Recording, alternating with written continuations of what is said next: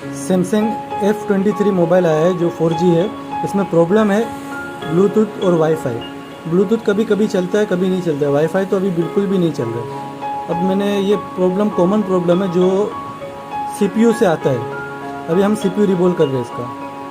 हमने इसका सिर्फ एक तरीके साइड से पतरा काटा है और एक ब्लेड से ही CPU उठा लेंगे और CPU को क्लीन करके रिबोल कर चुका हूँ और अब हम इसे फिक्स करेंगे।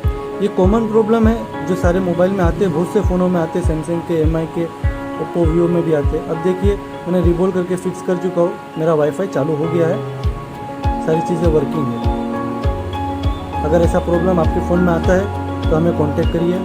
आई रिपेयर सोल्यूशन उन्ना।